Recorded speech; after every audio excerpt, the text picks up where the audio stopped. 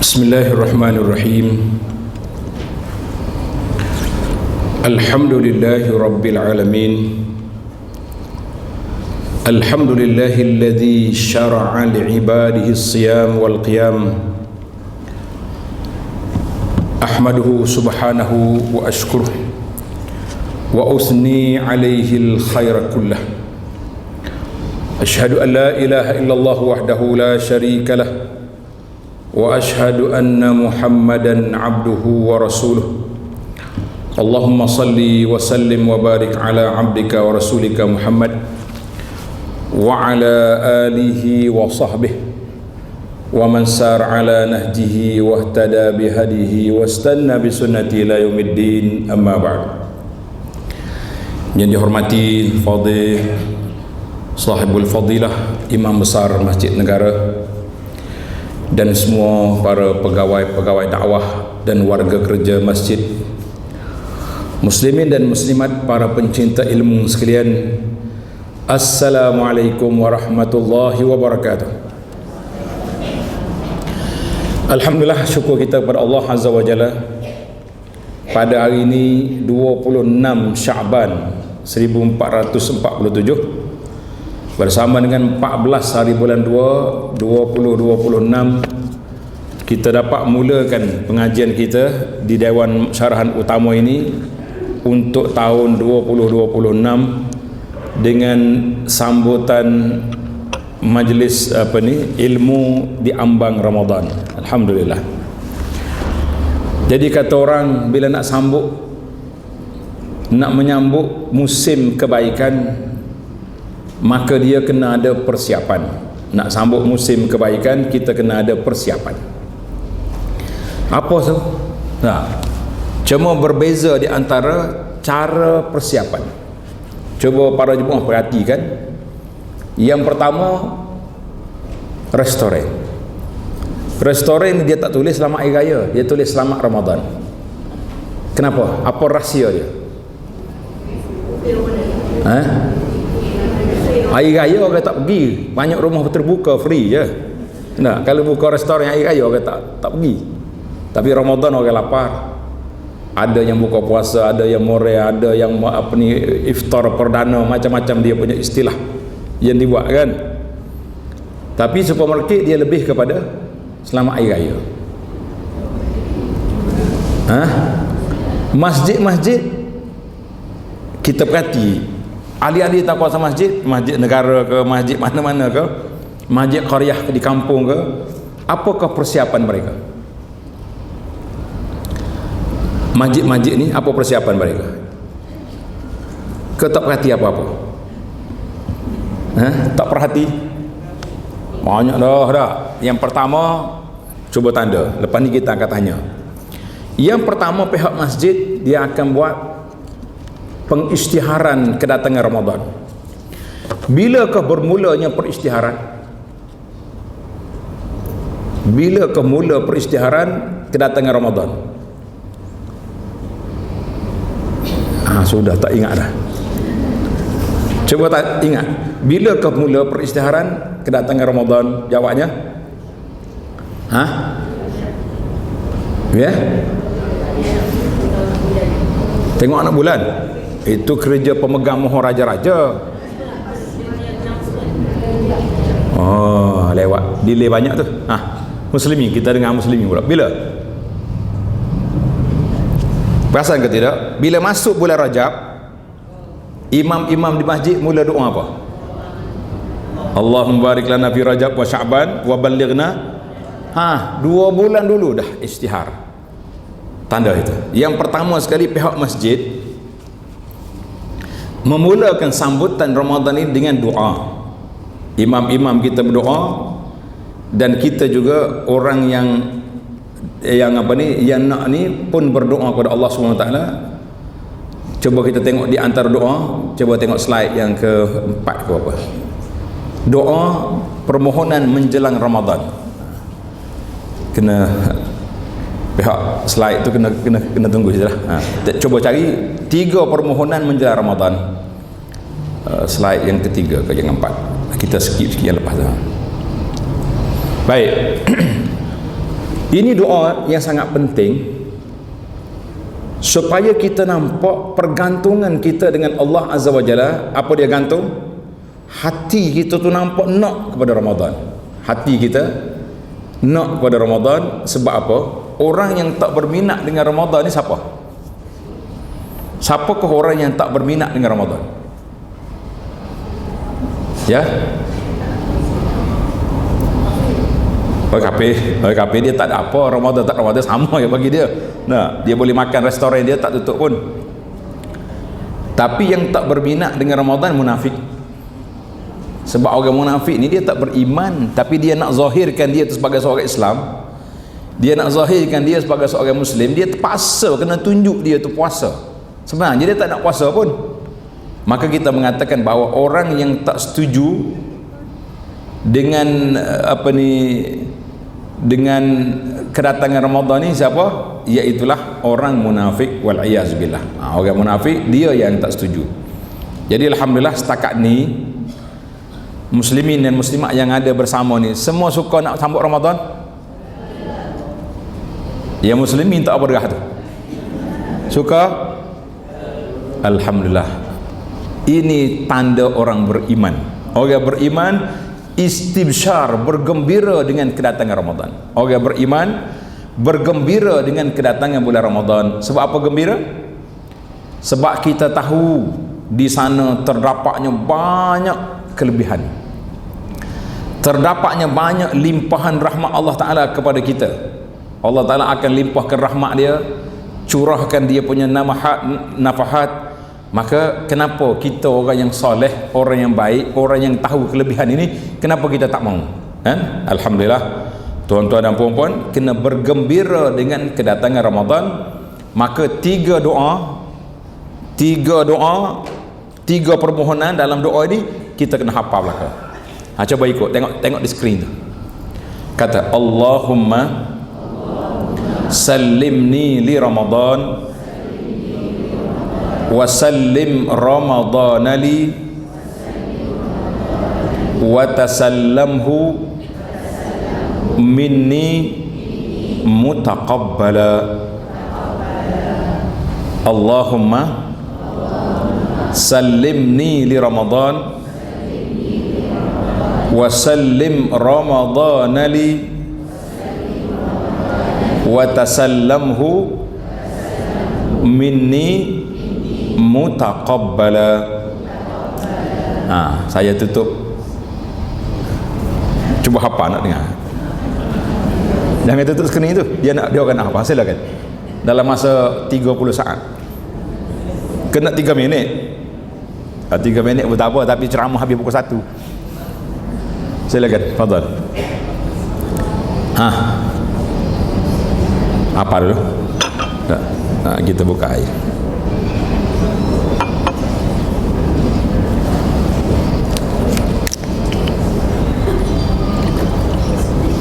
Ingat dah. Siapa dia ingat angkat tangan. Muslimin, muslimat. Biasanya muslimat benar. Tak apalah, siapa tak apa. Ingat. Silalah. Boleh tak?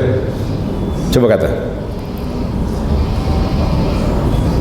Tengah doa apa lagi, silakan.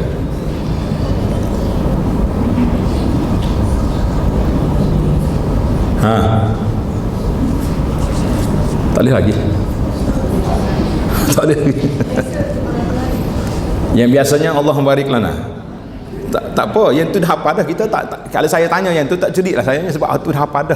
Kita nak bagi yang baru ni, ilmu yang baru. Jadi kita nak bagi ilmu yang baru, maknanya jangan duk hafal. Hak ingat tu bacalah, tak ada masalah. Yang ni kita nak. Dia gini cara. Kita belajar dengan orang Badui. Orang Badui ni kalau dia nak belajar doa dengan Nabi, salat biasa dia buka tangan. Allahumma sallimni li Ramadan wa sallim Ramadan li wa tasallamhu minni mutaqabbala. Dua kali sallim ni li Ramadan wa sallim Ramadan li. Ramadan duduk kat tengah. Wa tasallamhu minni mutaqabbala. Nak cuba kata. Pegat guna sistem jari ni.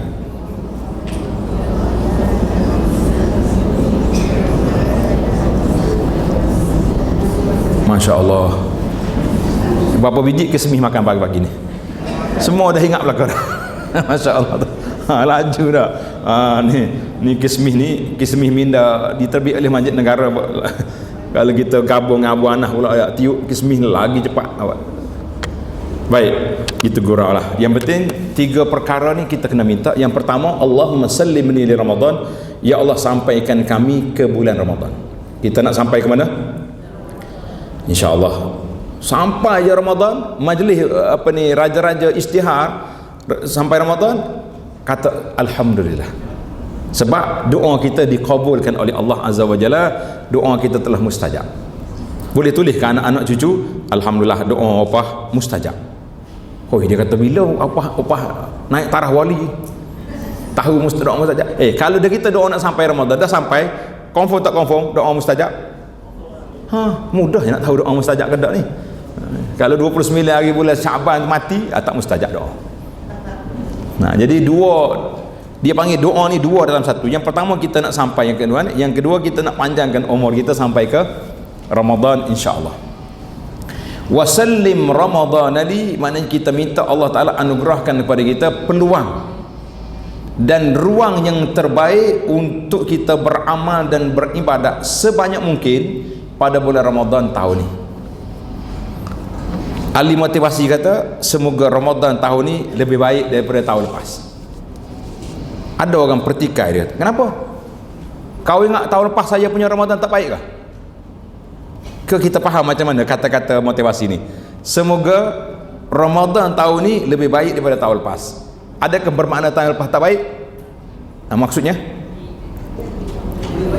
Maksudnya nak lebih baik. Mana yang Ramadan tahun lepas sudah baik, tapi kita nak yang ni lebih baik. Hasan wa ahsan. Dia panggil hasan wa ahsan. Dah baik tapi lebih baik lagi. Agak-agaknya apa yang kita nak tambah baik tahun ni? Cuba bagi idea. Sebab kita hari ni pun berbentuk motivasi. Hari ni saya akan tanya, ya, amalan sunat yang sudah ada kita nak tambah lagi. Satu lagi.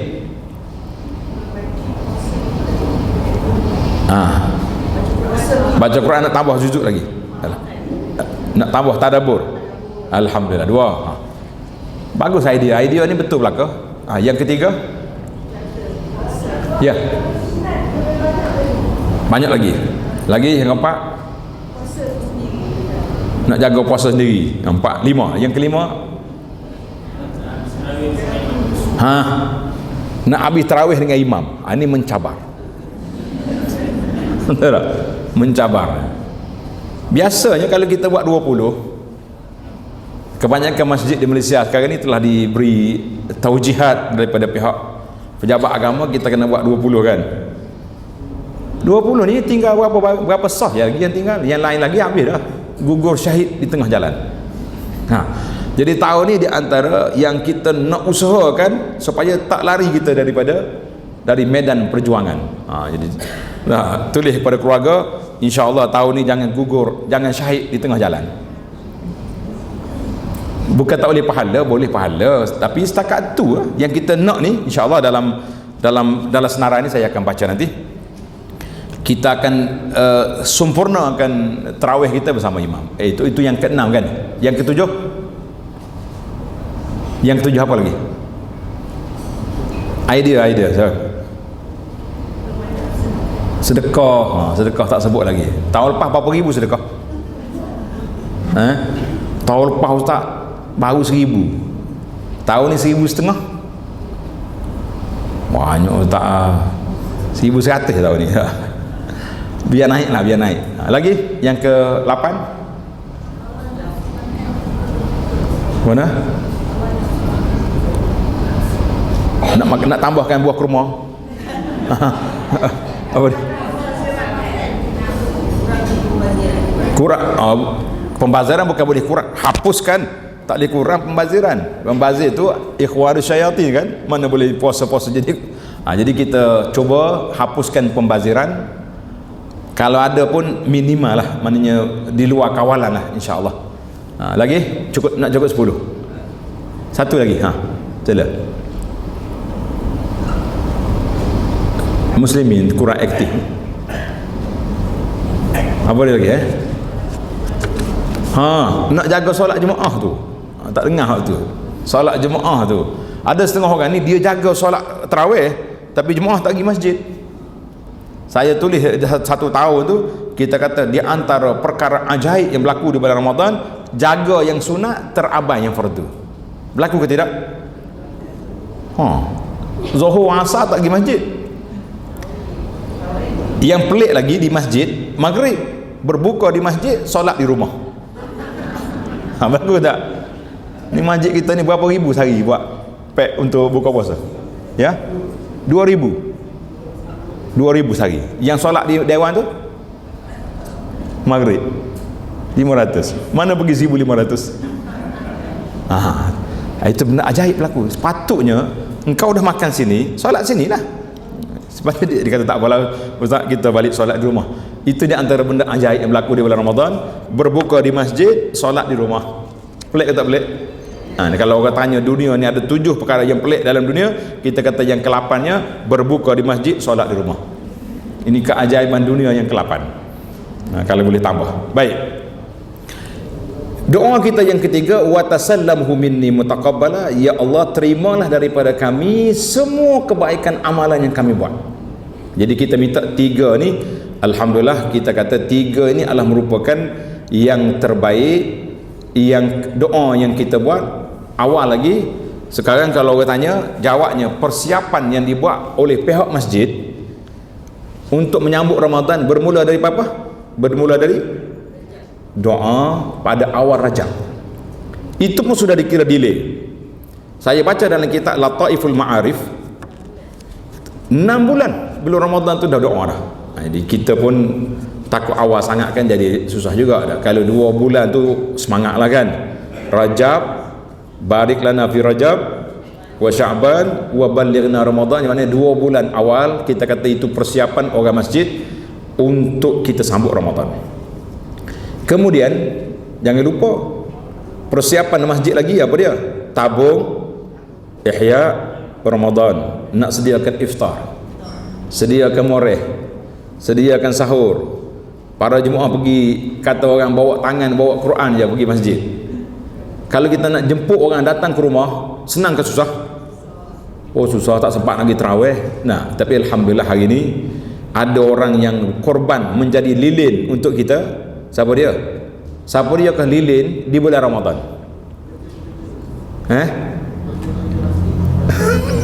Apa? AJK Masjid.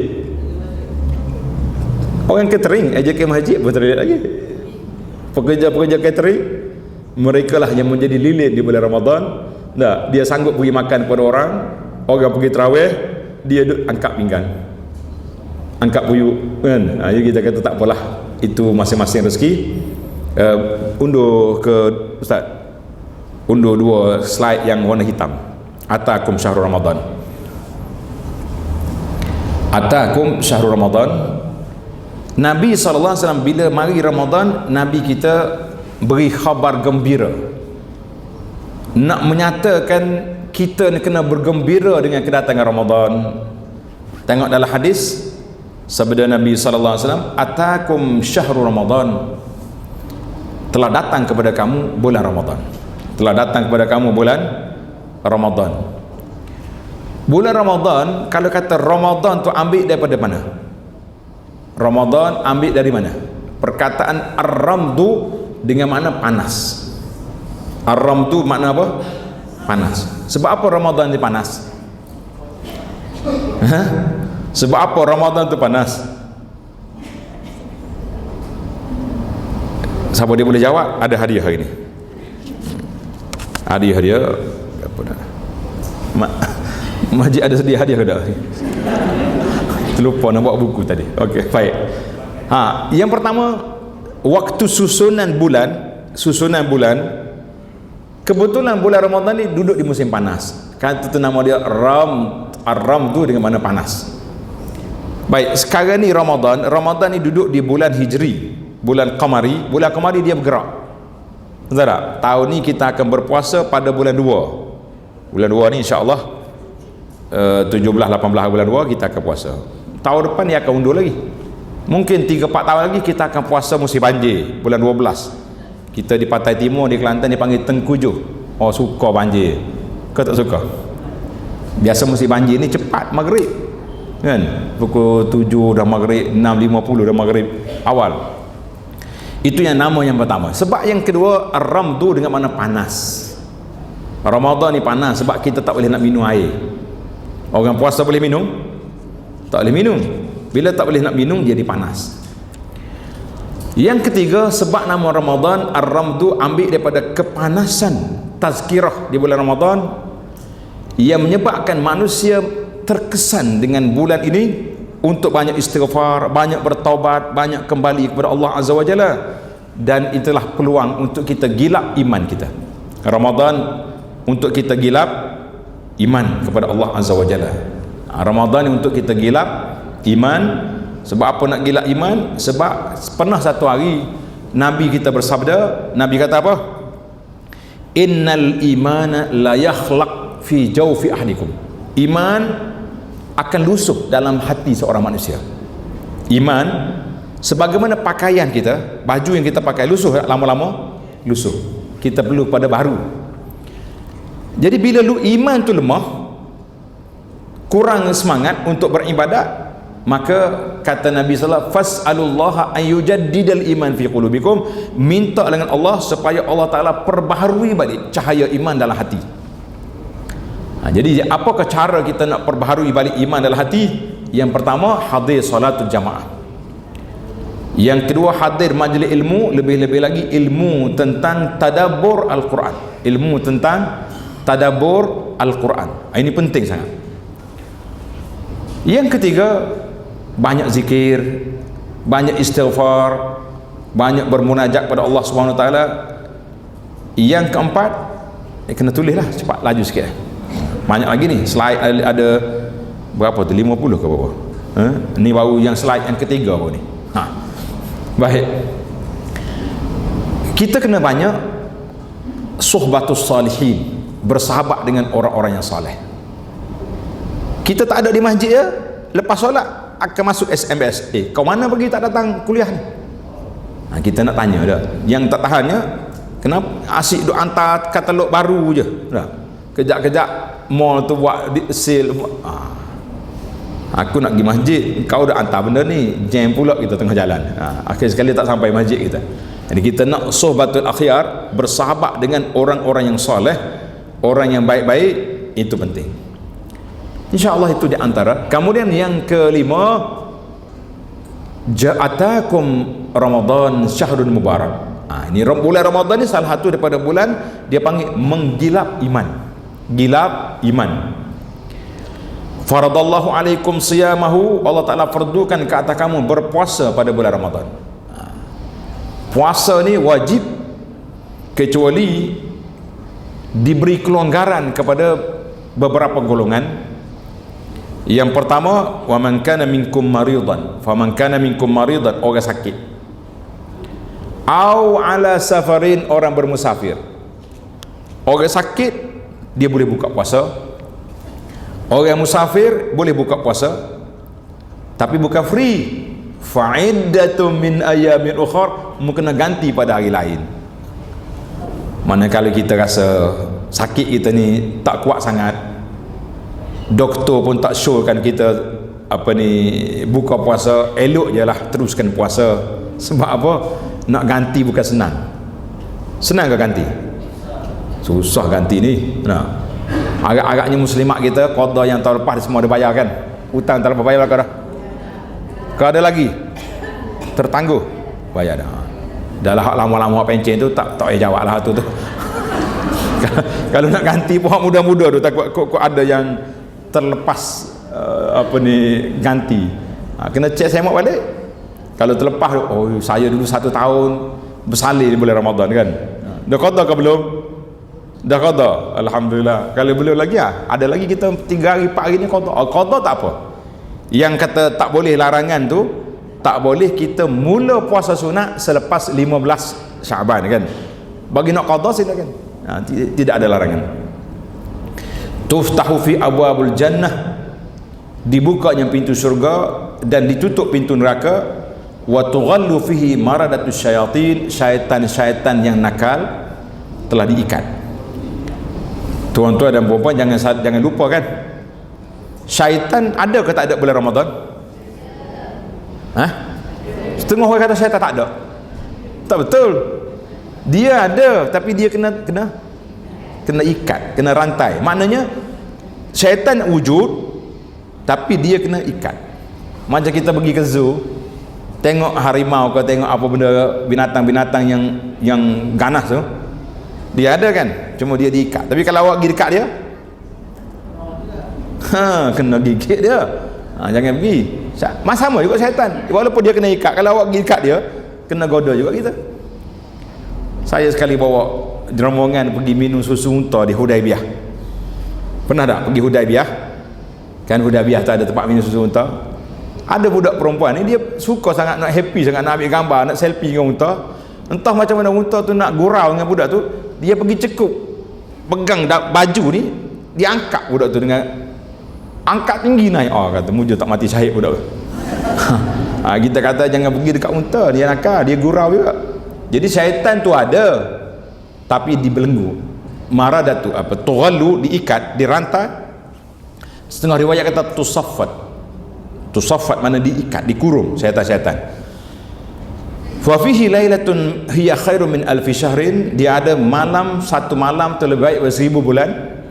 Man hurima khairaha faqad hurim, siapa terhalang daripada mendapat kebaikan di bulan yang mulia ini, itulah orang yang terhalang dari mendapat rahmat Allah. Na'udzubillahi minal khuzlan, kita minta berlindung Allah Ta'ala daripada ditinggalkan sebegini. Cukup berbahayanya kita, cukup ruginya kita apabila peluang yang Allah Ta'ala beri kita tidak ambil. Rugi tak rugi? Rugi bukan setakat rugi, rugi besar. Besar pahala orang dapat bulan Ramadan ni. Besarnya peluang keampunan Allah Azza wa Jalla. Jadi di antara doa, cuba tengok yang seterusnya. Doa peluang dibebaskan daripada api neraka. Peluang dibebaskan daripada api neraka.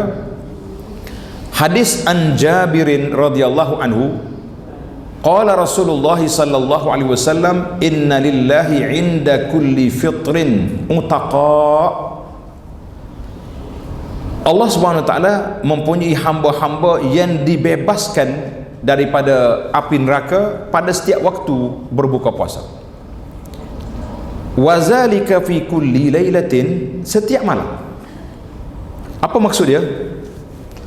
Maknanya orang ni puasa betul-betul, dia berpuasa dengan puasa yang elok, yang orang panggil betul-betul dia jaga puasa dia, maka pada ketika itu petang harinya keluar senarai. Report, orang ni puasa dengan betul, dia jaga puasa dia, maka dia telah dibebaskan daripada api neraka. Jadi ada orang tanya, kenapa baru bebas daripada neraka? Adakah kita masuk neraka? Kita kata kita tak masuk neraka. Kita tak masuk dalam neraka, dan kita bebas maksudnya kita selamat daripada disentuh oleh api neraka. Jangan salah faham pula, dia kata kita maknanya kalau dah bebas tu kena masuk neraka dulu. Tak syarat. Tuan-tuan jangan duduk banyak falsafah kita. Kan? Nabi sebut Allah Ta'ala nak bebaskan daripada api neraka, bebaslah kita. Jadi itu perkara yang perlu kita kena faham supaya kita lebih semangat untuk melakukan perkara yang terbaik sepanjang kita berada di bulan Ramadan yang mulia ini, insya-Allah. Baiklah, apakah yang patut kita buat? Maka kita kena banyak doa. Ambil doa tu, yang tak boleh tulis ambil gambar, jelaskan kat skrin tu jelas. Ambil gambar. Bila kita nak berbuka puasa, iftar, dia orang yang berpuasa ni doa dia mustajab. Sepanjang hari puasa mustajab. Lebih-lebih lagi inda fitrihi, ketika nak buka puasa. Ketika nak buka puasa, itulah waktu yang sangat mustajab. Jadi kita doakan, yang pertama sekali kita doa, dia tip doa ni, yang pertama kita kena doakan untuk diri kita. Kita doa untuk siapa? Diri kita. Jangan minta untuk orang lain dulu, minta untuk kita dulu. Kita kadang-kadang suka bagi orang, lupa dengan kita. Jangan. Dah. Doakan aku, ya Allah, terimalah puasaku, terimalah amal kebaikan yang aku lakukan, dan jadikan aku, kalau yang suami sebut isteriku, yang isteri sebut suami, dan dua ibu bapa. Suami, isteri, dua ibu bapa, anak-anak, cucu cici, keluarga-keluarga, dan sebutlah sahabat-sahabat yang kita sayangi. Allahumma ja'alna, tengok di skrin itu, Allahumma ja'alna, coba kata, min utaqaika minan nar. Allahumma ja'alna min utaqaika minan nar. Kata lagi.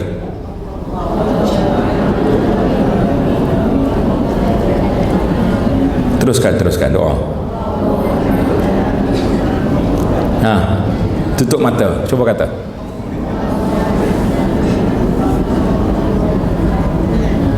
Ingat dah. Jangan pula dekat nak buka puasa cari pula manalah skrin Abu Anas bagi hari ni terus. Baru nak cari terus doa. Tak doa juga ada rugi. Silap. Masa Masjid Negara baru ni tak ambil gambar. Jadi kita ingat. InsyaAllah lah nanti kita bagilah poster-poster ni untuk para jemaah sekalian, doa-doanya kita ada. Jadi apa maksud dia? Ya Allah, jadikan kami daripada golongan yang Engkau lepaskan, selamatkan, bebaskan daripada api neraka. Mana ramai orang yang jahat, orang yang zalim, orang yang tak baik dicampak neraka. Kita nak Allah selamatkan kita daripada dicampak dalam neraka, walaupun sekejap. Jangan ada orang gurau dengan neraka. Ni ada setengah orang dia kata, tak apalah ustaz, saya nak enjoy kata dia. Kalau masuk neraka pun sekejap je. Dia ingat masuk neraka ni macam tahanan reman SPRM ke? Sehari dua dia sibuk SPRM ni. Kita minta Allah selamat kita lah. Allahumma ja'alna min mutaqaika minan nar. Kita minta Allah selamatkan kita daripada api neraka. Ingat doa ni. Saya bagi format doa ni. Tuan-tuan dan puan-puan jangan berhenti sekat tu je. Sebut yang penting sekali, kita, keluarga kita, yang besar sekali ibu bapa kita. Kalau boleh, waktu kita nak buka puasa tu, kalau mak dah meninggal, ayah dah tak ada, sebutlah ketika itu, ya Allah, waktu inilah mak kita sibuk menyediakan juadah buka puasa. Zaman dia tu bukan ada termomit, semua manual. Bawang kena tumbuk, apa lagi, cili kena potong. Susah. Kalau orang dulu cakap tak sempat nak baca Quran ustaz, bulan Ramadan pun asyik duk masak, logik. Tapi zaman puan-puan ni ada dengan blender, ada thermomix, ada bibi, ada tak boleh baca Quran juga. Nak jawab apa depan Tuhan esok? Grab lagi ada. Tambah mazhab baru pula, Al-Grabi nama dia. Mazhab Grab pula mari. Nak kata apa nak? Grab pula masuk. Kata. Yang pentingnya maknanya sebarang kemudahan Allah anugerahkan. Tak ada alasan lagi tuan-tuan dan puan-puan nak kata tak sempat nak baca Quran. Kita sebenarnya, saya nak sebut takut kawan-kawan marah. Tak. Sebenarnya bulan Ramadan kita sebenarnya ada peluang, tapi terganggu dengan kawan-kawan. Apa dia? Bulan Ramadan adanya jejak Rasul, adanya cerita Nabi, adanya. Nah, kita orang yang baik-baik ni, orang soleh ni, bila pun cerita Nabi semua semangat nak tengok cerita Nabi. Walaupun awak tengok cerita Nabi yang Muslimi ni, bini Abu Jahal tu tak aurat ke tak? Bini Abu Lahab tu tak aurat tak? Habis kita tengok aurat orang tu, boleh ke? Ini. Jadi kita kadang-kadang dilarakan oleh benda yang duduk macam baiklah cerita Nabi kan. Kalau awak tengok cerita dangdut, anak marah. Apa mak ni? Buang tabiat orang tua ni. Betul tak? Tapi kalau tengok cerita Nabi semua semangat. Aku nak baca Quran tadi, mari pula jejak Rasul. Akhirnya tak terjejaklah kita Quran yang jejaknya Rasul. Allahul musta'an. Jangan marahlah sahabat-sahabat kat TV tu. Saya contoh je ni. Tapi betul, lepas pada Ramadan ada cerita tu. Kenapa kau kacau kita? Kita nak ibadat. Buatlah lepas Ramadan. Kan? Satu lagi doa. Doa agar dibebas daripada api neraka yang kedua. Kata, Allahumma a'tiq riqabana minan nar. Allahumma a'tiq riqabana wa riqaba abaina wa ahlina minan nar. Apa dia maksud? Ya Allah, jadi bebaskan kami dan keluarga kami. Kalau tak nak panjangkan cakapan, guna keluarga. Keluarga tu masuk semua. Mak ayah masuk, suami isteri, cucu cicit, semua menantu masuk. Yang penting kita nak doa yang komprehensif, tak panjang, cukup masa untuk kita berdoa kepada Allah. Dan banyaklah doa pada waktu petang ketika nak berbuka puasa. Tak sudut sibuk sangatlah. Kadang-kadang ahli-ahli dapur ni kadang-kadang tak sempat dia nak berdoa, kan? Asyik duduk buat kuih tu kuih ni. Benda tu tak apalah, kita makan lepas pada ni boleh lagi. Tapi kenapa waktu mustajab tu, kenapa kita lepaskan peluang? Satu lagi waktu mustajab yang perlu kita jaga, kontrol, iaitulah ketika sahur. Wabil ashari, dengan ayat Quran tu, wabil ashari hum yastaghfirun. Allah tak sebut ketika waktu sahur, waktu itulah waktu mustajabnya orang-orang soleh berdoa, beristighfar, minta ampun dengan Allah Azza wa Jalla ketika waktu sahur. Jadi penting sangat waktu sahur ni, jangan sibuk dengan benda lain. Waktu sahur ni kita bangun tahajud, baca Quran, doa, cukuplah. Lepas tu tengok waktulah. Kalau dah waktu dah nak lewat, dah nak sahur, makanlah. Jadi sahur ni di antara waktu yang kita kena lewatkan makan dia. Sebab apa? Sebab waktu tu waktu Nabi kita sebut dalam hadis Nabi kata, sentiasalah umat aku ini dalam keadaan baik selagi mereka segerakan berbuka puasa bila masuk waktu, wa ta'khir, dan melewatkan sahur sehingga ke akhir waktu. Itu sunnah. Beza di antara, Nabi sebut perbezaan di antara puasa kita dengan puasa Ahlul Kitab. Apa dia beza dia? Aklat sahur, makan sahur. Puak-puak Yahudi kalau dia puasa, dia tak sahur. Ini kena sebutlah anak-anak. Setengah budak-budak ni, mak saya dah sahur ni pukul 12 malam. Tak payah kejut saya, tak payah kejut. No, awak kena bangun juga, walaupun sebiji kurma, setengah air, kena bangun. Sebab yang pertama nak ambil sunnah bersahur. Yang kedua mukhalafati ahli kitab, nak beza dengan ahli kitab. Yang ketiga nak ambil tenaga untuk kita tambahkan dia punya zat kita ni. Yalah, kalau kita baru sahur tu banyak sikit dia punya gula tu dalam tubuh kita tu, alhamdulillah. Yang seterusnya tak? Yang seterusnya dipanggil pintu Ar-Rayyan. Tak apalah, itu kita pergi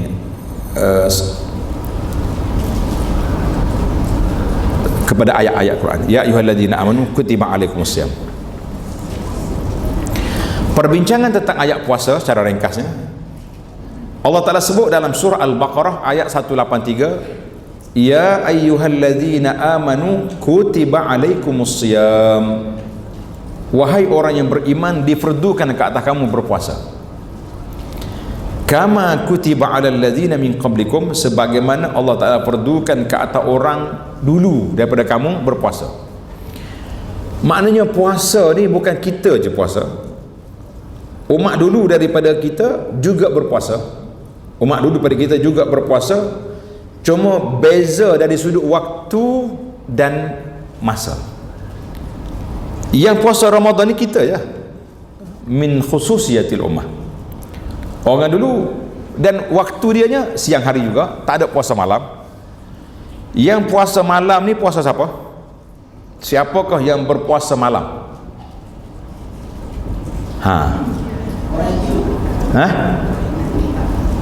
Ahli kitab.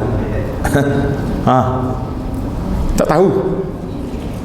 Weh, macam mana boleh tak tahu? Puasa Ahlut Tib nama dia, bukan Ahli kitab. Apa dia Ahlut Tib? Tahu tib? Doktor lah. Kalau pergi hospital, banyak tak dia tulis berpuasa? Biasanya orang operasi besok dia puasa malam. Tu puasa malam.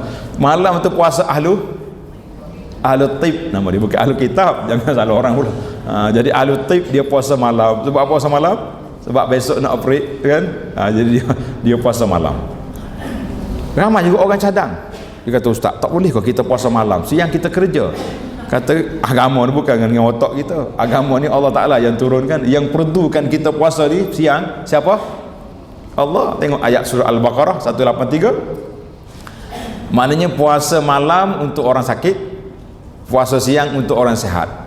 Betul tak? Jadi lah ni kita sihat ke tak sihat? Sihat. Kalau tak sihat boleh buka puasa, ganti pada hari lain bila dah sihat. InsyaAllah. Cuma dia punya objektif, objektif yang paling utama sekali yang kita kena faham. Apa dia objektif? Objektif puasa tu la'allakum tattaqun. La'allakum tattaqun. Allah kata, aku nak kamu menjadi orang yang bertakwa. Bila nak jadi orang bertakwa, kita kena berpuasa. Sebab apa kita nak jadi, Allah Ta'ala nak jadikan kita orang bertakwa? Sebab apa? Sebab apa? Sebab Allah Ta'ala sebut syurga yang aku sediakan ini, syurga yang Allah Ta'ala sediakan untuk kita, mala ainur ra'at, tak pernah mata tengok, wala uzunun sami'at, tak pernah telinga dengar, wala khatara ala qalbi bashar, tak pernah terlintas di hati. Hak kita terlintas tu bukan syurga, itu masih lagi dunia. Macam mana ustaz? Macam mana Abu Anas? Tunggulah nanti kita masuk syurga nanti baru boleh cerita. Kalau selagi kita boleh cerita sekarang, itu bukan syurga nama dia. Tapi untuk siapa? Uiddat li, dalam ayat Quran tu kata uiddat lil muttaqin, aku sediakan syurga itu untuk orang yang bertakwa. Kita doa kepada Allah, Allahumma ja'alna, kata, minal muttaqin. Setiap kali kita baca ayat macam ni, kita sebut Allahumma ja'alna minal muttaqin, ya Allah jadikan kami orang yang bertakwa. Bila kita jadi orang bertakwa, bermakna orang yang layak ke syurga, insyaAllah. Jangan siapa cakap aku ni tak layak syurga. Doa yang dibaca oleh imam tu dipanggil doa motivasi. Ilahi lastu lil firdausi ahla. Sambung. Tak ingat dah. Ingat tak ingat? Ingat sambung. Ilahi lastu fit, aku ni bukan layak dengan syurga. Bukan maknanya kita tak nak. Itu dia panggil ayat tawaduk. Kita ni bukan layak.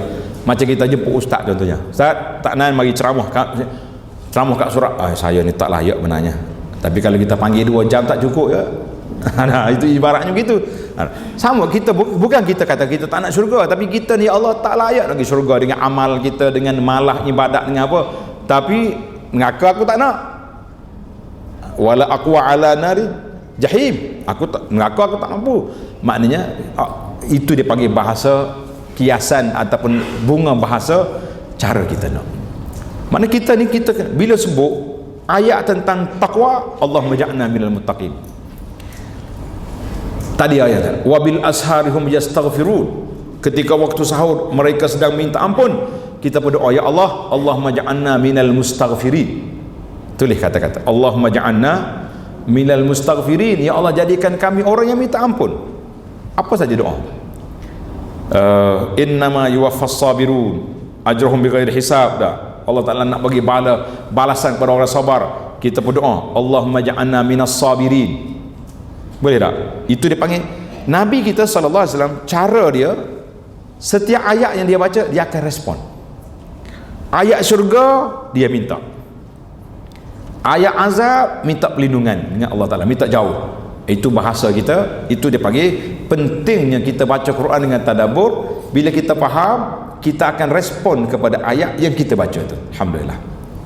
Baik, kita pergi pada hadis man shoma ramadana.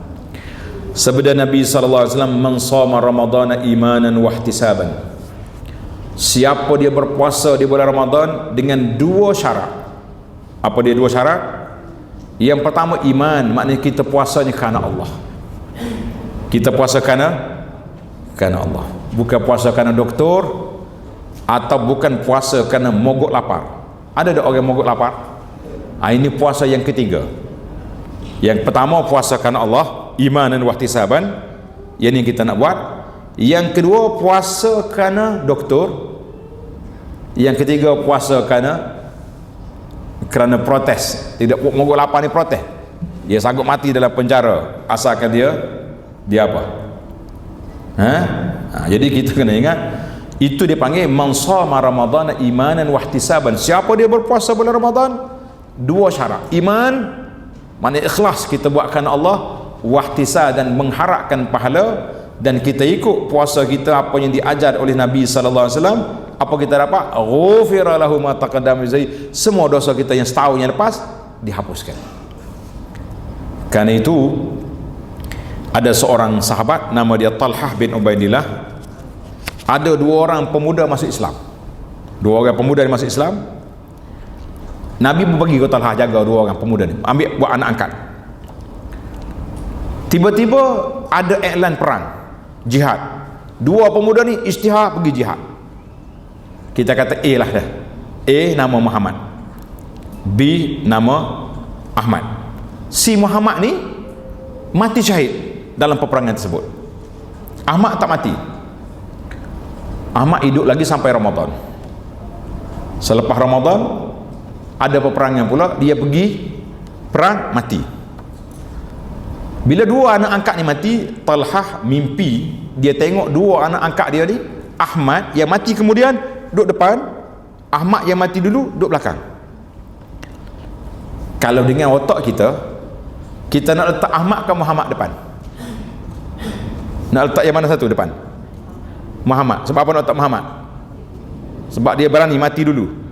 Yang ni Muslimin nak letak Ahmad ke Muhammad? Nak letak Ahmad? Kenapa? Sebab dia mati syahid dan dia mati selepas sahur Ramadan. Itu bijak. Jadi Talhah pergi tanya Rasulullah, kenapa ni? Saya duk kira yang mati dulu tu berani, hebat, patut di depan.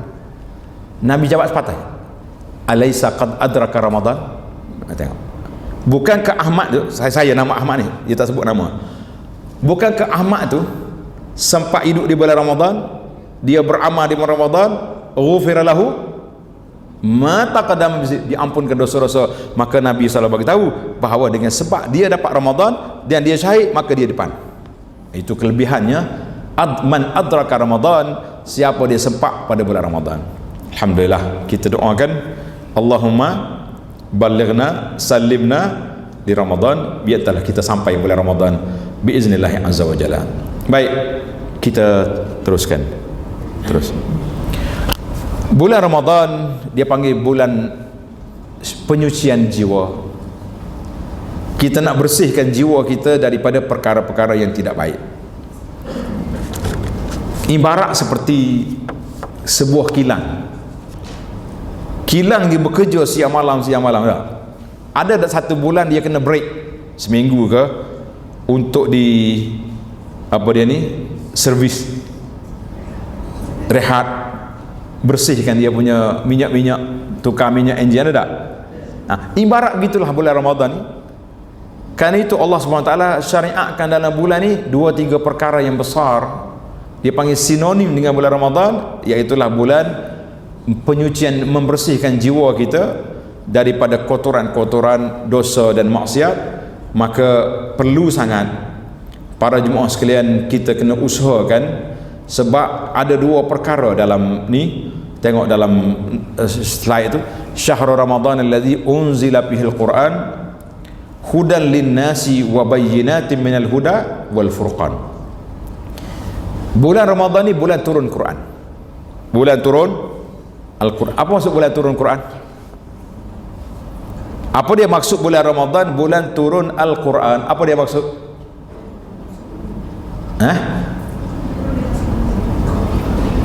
Awal permulaan turun Quran bila? Bulan Ramadan.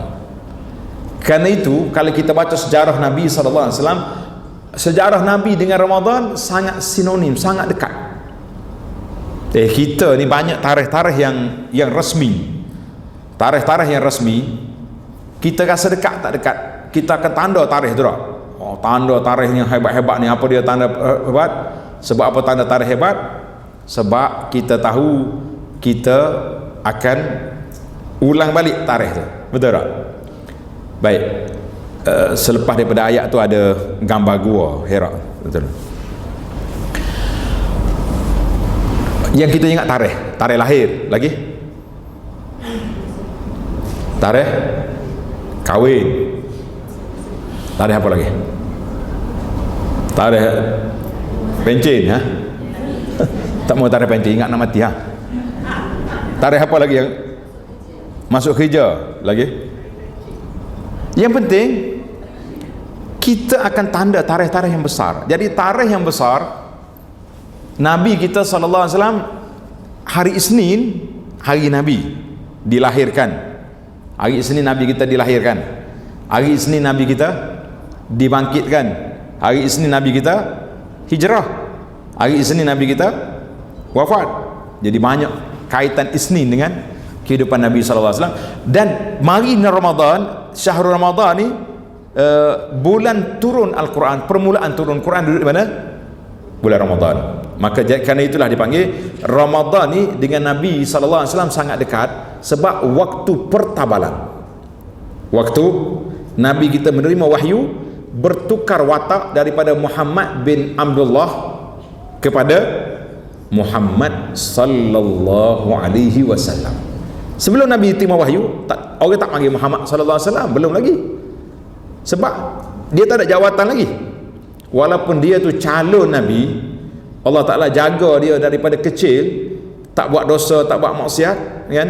Tapi dia punya kedudukan bulan Ramadan itu, Allah Ta'ala bila turunnya Al-Quran, tengok gambar gua lepas pada ayat, bila turunnya Al-Quran, maka ketika itulah bertukarnya watak Nabi Muhammad bin Abdullah saja kepada Muhammad bin Abdullah Rasulullah sallallahu alaihi wasallam. Jadi Rasul. Nabi kita duduk diam dalam gua Hira. Pernah masuk dalam gua Hira, naik dah. Tengok gambar dah, memang nak masuk gambar je. Bukan ada gambar tu. Masuk dalam gua tu boleh. Sekarang ni alhamdulillah dekat dengan gua, kaki bukit gua tu dia buat muzium. Dia panggil Ma'rad Hira Al-Thaqafi. Betul-betul gua ni macam dalam gambar ni, sebiji dia buat kat bawah. Siapa dia pandai ambil gambar, orang tengok macam duduk dalam gua atas. Lepas tu bila saya pergi bawah ni, saya bawa tungkak jalan, ada orang terkejut, ustaz ni Abu Anas dengan tungkak dia masuk dalam gua. Oh, kata hebat dia, tarah wali ni, boleh terbang naik gua kat bawah je. Tu pun boleh suruh AI buat lagi tu. Oh, kalau AI buat raid dalam gua. Tapi AI ni kok macam mana pun dia tak reti, gambar kita mesti lari tak? Sama ada makin tua atau makin muda sikit. Lepas tu dia kena bagi arahan betul dengan GPT, cakap engkau buat gambar aku dalam gua lebih muda daripada tuan dia. Boleh je dia buat, tapi orang tahulah tipu kita. Maka Nabi SAW dalam gua bermula di situlah. Karena itu Allah telah sebut dalam Quran, syahrul Ramadan alladzi unzila fihi al-Quran, bulan Ramadan itu bulan permulaan turun Quran. Jadi bila kita Al-Quran dengan Ramadan itu dah turun, bila Al-Quran dengan Ramadan sudah turun, maka pada waktu itulah para jemaah sekalian, kita usahakan supaya bulan Ramadan ni bulan kita dengan Al-Quran, bulan kita dengan Al-Quran. Jangan lupa Ramadan dan baca Quran. Baik, saya tanya soalan tak perlu jawab, cuma perlu muhasabah. Sebab perkara yang baik ni, perkara baik, kalau orang tanya, elok kita jawab ke, elok kita rahsiakan untuk nak jaga keikhlasan? Elok jawab ke elok rahsia? Betul ke? Elok rahsia ke elok jawab? Dua-dua tu elok. Tengok keadaan. Contohnya orang tanya, Ajah, tahun lepas awak punya khatam Quran berapa kali? Contohnya Ajah berapa kali? Anggaplah 2 kali kan? Bagilah semangat sikit, 2 kali 3 kali ni.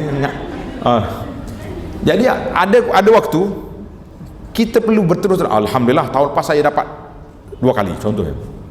Tahun ni nak 10 ni, nak dapat 3 kali. Maknanya kita nak motivasi kawan supaya jom tahun ni kita dapat 2 kali, dapat 3 kali, semangat. Elok kita maklumkan. Tapi kalau orang mari tanya tu saja-saja je, nak viralkan bahawa makcik ni kuat baca Quran, tak tahu kita apa. Berapa kali makcik baca Quran tahun lepas? Adalah alhamdulillah. Nah, jadi supaya kita tak apa? Takut riak. Bila orang puji sangat, kita terasa apa? Dalam masjid ni saya yang paling banyak ni. Kan itu anak tegur, jangan marah ni. Imam-imam jangan marah, JK, terutama JK muslimat ni. Jadi dia sensitif, tak boleh kacau. Sekarang ni jadi susah nak khatam Quran di masjid. Nak khatam Quran di masjid susah. Sebab apa susah?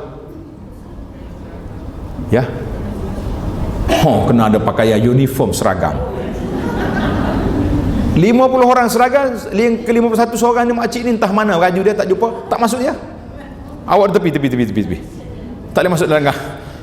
Tak boleh khatam Quran dia sebab baju dia hilang. Nanya tak nanya? Itu satu pakaian seragam. Yang kedua, kena ada pulut kuning. Lagi telur, bunga telur. Saya tak ada masalah pulut kuning ke pulut hijau ke bunga telur, nak buat itu tak adalah. Tapi jangan jadi satu perkara yang menyusahkan.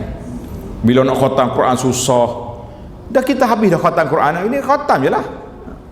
Ni ada setengah orang ni kalau di masjid ramai-ramai tadarus bolehlah gitu kan. Yang kita baca seorang-seorang, individu, tak perlu istihar. Ni dia baca seorang-seorang dekat masjid haram, baca seorang dia khatam Quran, tiba-tiba mari kat hotel, ustaz saya nak suruh pihak travel anjurkan majlis khatam Quran untuk saya hari ni. Dia kata kau nak buat apa, makcik nak buat apa? Kalau nak bagi kambing, kita buat je sembelih kambing, buat nasi mandi tak ada hari ni kenduri untuk hajah bulan tak. Sebab baca Quran ibadat kita dengan Allah Azza wa Jalla. Tapi kalau kita buat majlis tadarus Quran, majlis tadabbur Quran, khatam satu surah hari ni, kita nak bagi semangat ke kawan-kawan, itu tak ada masalah. Kita kena bezakan di antara amal syakhsi, amal peribadi dengan amal jama'i yang kita anjurkan, biar berbeza. Amal syakhsi tak payah. Ingat ada kata-kata Imam Syafi'i, selalu saya ulang kata-kata hikmat ni, tulis kata-kata Imam Syafi'i. Al-Imam Baihaqi meriwayatkan pesanan Imam Syafi'i, dia kata rahimahullah wa radhiyallahu, dia kata kalau kamu nak Allah Ta'ala lapangkan dada, cerahkan hati, semangat beribadat, mesti ada tiga perkara. Catat, lepas ni kita tanya balik soalan. Dia kata ni tak nak duduk kat depan ni, hasil tanya kita. Siapa dia? Tulis. Siapa yang nak Allah Ta'ala lapangkan dada dia, terangkan hati dia, kuatkan semangat dia, dia kena ada 3 perkara. Yang pertama, tarkuhu ma la ya'ni, dia tinggal perkara yang tak ada faedah. Tinggalkan perkara yang lara, yang tidak ada faedah, maka itu dia panggil perkara yang penting untuk kita tinggalkan. Sebab apa? Sebab kalau kita duk buat benda tak ada faedah di bulan Ramadan, buat apa kita rugi? Betul tak? Yang kedua, tarkuz dzunub wajtinabil ma'asi. Tarkuz dzunub wajtinabil ma'asi, tinggalkan dosa-dosa yang lepas, taubat, dan jauhi maksiat yang akan datang. Segala maksiat yang akan datang kita jauh. Sempat tulis? Coba ulang. Yang pertama apa? Tinggal yang laku. Yang kedua, tinggalkan dosa, jauhi maksiat yang akan datang. Yang ketiga ni, tajuk kita yang ketiga, wal yakun bainahu wa baina rabbih khabiyatun min amalin, hendaklah ada di antara dia dengan Allah amalan khas yang tersembunyi, orang lain tak tahu, dia dengan Allah je tahu. Ini yang kita tak nak ni. Oi, tak selesa macam ni Abu Anas weh. Sekarang ni kita nak viral. Khatam Quran depan Kaabah, ambil Quran begini, ambil gambar sebelah. Baru sudah khatam Quran. Dia baru sudah menangis gantung Kaabah, ambil gambar selfie, prank. Alhamdulillah, baru sudah menangis depan Kaabah. Ni apa? Mazhab mana kita pakai? Mazhab selfie nama dia. Ini yang merosakkan ibadat kita. Yang merosakkan ibadat kita ni lah nak glamour, nak cari benda-benda yang tidak sepatutnya kita buat, maka itu dipanggil merosakkan ibadat. Rugi kita macam tu. Habis wal yakum bainahu wa baina rabbih khabiyatun min amalin, kita kena ada di antara kita dengan Allah amalan yang tersembunyi, termasuk baca Quran. Berapa kali awak khatam baru ni? Alhamdulillah, tahun ni alhamdulillah lebih baik daripada tahun lepas. Gitu ya. Tapi kalau perlu motivasi, boleh kita cerita. Kalau tak perlu, tak payah. Macam-macam sedekah juga. Sedekah ada waktu kita kena isytihar, ada waktu kita sembunyikan. Sebab Nabi sebut dalam hadis, di antara orang yang duduk di bawah bayangan aras pada hari kiamat, siapa? Siapa? Orang yang sedekah tangan kanan, kiri tak tahu. Maknanya sembunyi dia dengan dalam buat sedekah. Tapi kalau kita bokor tabur di masjid, nak bantu buat apa-apa bangunan masjid dah, itu elok kita sedekah. Saya tak besar syarikat saya, tapi saya nak sumbang 10,000. Kawan kita pula, dia ni bahasa jenis syarikat dia besar, takkan aku 10,000 juga, 20. Hak mari soal lagi, saya ni tarah jutawan, 50. Jadi itu panggil munafasah, menggalakkan. Itu tak apa. Baiklah, sekarang tamatlah motivasi yang pertama. Saya nak pindah kepada ulang kaji hukum puasa. Boleh? Kita terus pergi ke slide bawah tu, perkara asas yang membatalkan puasa. Ni kita nak rukun puasa dulu, sekilas pandang mengenai puasa Ramadan. Jauh sikit jarak tu, mungkin 5-7 slide. Baiklah, bila kita nak puasa, puasa ni dia ada, yang pertama sekali, orang yang wajib kena puasa, orang yang wajib berpuasa. Yang kedua, rukun puasa. Yang ketiga, perkara yang membatalkan puasa. Yang keempat, amalan-amalan yang berkaitan dengan puasa Ramadan. Ini yang kita nak buat ni, insya-Allah. Yang pertama, siapakah orang yang diwajibkan berpuasa? Siapakah orang yang diwajibkan berpuasa? Siapakah orang itu? Jawab dia yang pertama, orang Muslim. Kalau orang kafir mari nak puasa, boleh tak? Boleh, tapi tak ada pahala dia. Ni ramai ni sahabat-sahabat saya, contohnya di Jepun, Japan Dakwah Center, yang orang Malaysia tubuh di sana tu, dia kata ramai Jepun mari puasa. Dia mari minta nak puasa, kita pun ajarlah puasa daripada subuh ni pukul 7, pukul 6 ni sampai ke maghrib tak boleh makan. Kemudian dia datang ke JDC, Japan Dakwah Center kita tu, dia iftar situ. Dia puasa boleh lah, tapi tak ada pahala lah, cuma orang panggil nak ambil rasa. Ni kadang-kadang masjid ajak orang buka puasa non-muslim, tapi tak suruh puasa pun, suruhlah dia puasa, baru buka puasa. Ni dah ajak makan saja. Anda tak buat. Kalau majlis raya kita ajak, sebab raya tak ada masalah, jangan ajak makan. Ni nama dia majlis berbuka puasa. Engkau ambil panggung orang tak puasa tu buat apa? Itu pandangan kita lah, masing-masing ada pendapat, tak ada masalah. Tapi kalau orang Jepun tu memang dia puasa, lepas tu dia mari makan, mari berbuka puasa, dia nak rasa 2-3 tahun tu dia puasa 2-3 hari, betul, akhirnya masuk Islam. Alhamdulillah. InsyaAllah untuk projek Jepun ni kita tunggu lampu hijau dari Wakayama. Apabila siapnya masjid yang kedua dibuat oleh rakyat kita Malaysia, buat di sana, insyaAllah kita akan pergi menghadiri majlis rasmi masjid. Siapa nak ikut, daftar awal lah. Penuh saya tak bawa, sebab Jepun ni tak lagi ramai, restoran dia kecil, tak boleh, satu bah je boleh masuk. Pernah tak tengok kereta Honda yang macam kotak kecil tu? Itu rumah orang Jepun tu, dia ukur rumah dia, kereta tu je boleh masuk. Alfa ni dibuat untuk kita sini. Ada dia.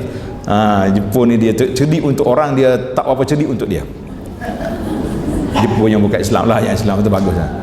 Baik, nak pergi, mari kita pergi. Ramai nak ikut ni kan, insyaAllah kita pergi lah.